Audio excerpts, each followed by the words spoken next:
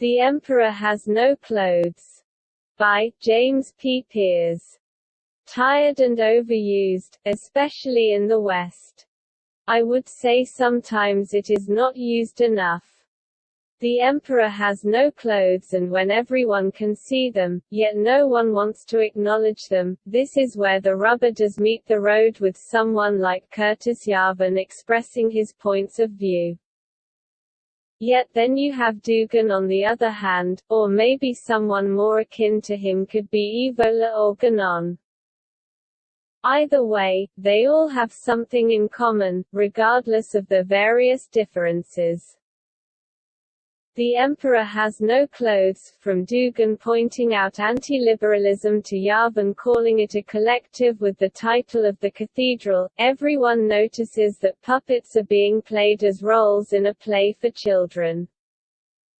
Being caught with your pants down is a very effective statement, however, where does it have its purpose for leadership?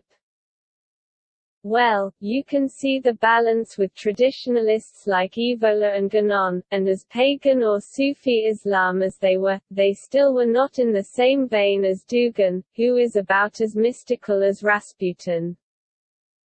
Misunderstood at times, as we all are, might be a good way to go about it. Yet Evola and Guénon were adamantly opposed to modern concepts and liberal to neoliberal structures of society.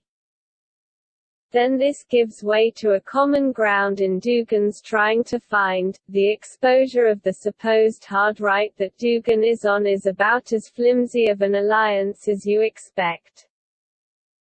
I think he really misses the mark and has no place to try to define or dictate what an anti-liberal version of the West could be.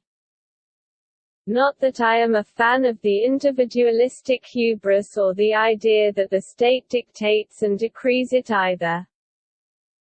The laws of God are there to guide us, just like everything else in life, guidance is required for us.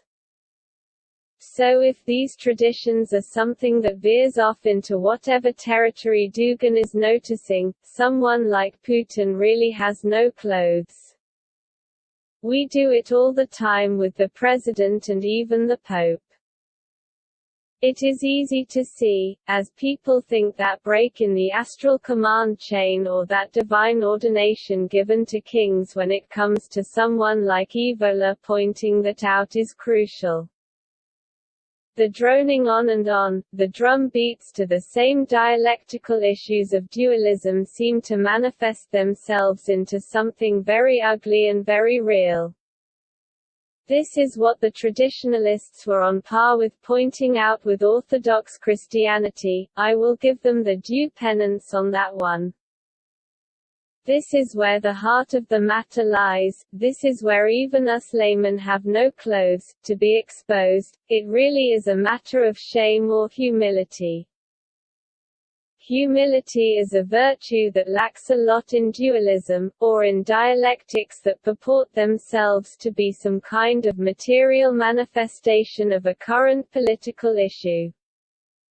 The traditionalists did not see anything new under the sun, which is about as anticlimactic as a Stephen King novel. This will usually lead to just more headway for degeneration.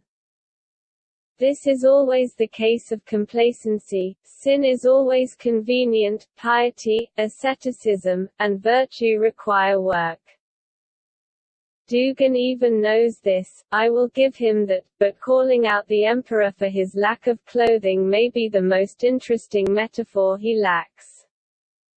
He is obviously more unaware, oblivious of it. He already disregards the truth in his fourth political theory diatribes, which is nothing much more than mere sophistry. So with that being said, the emperor, whoever it might be in the hierarchical structure of society, usually has no clothes. On a comparative analysis, which I will dive deeper into at a later date, it might get a bit more topical and interesting. Until then, the leaders that supposedly define who the majority are now truly a case of them having no clothes.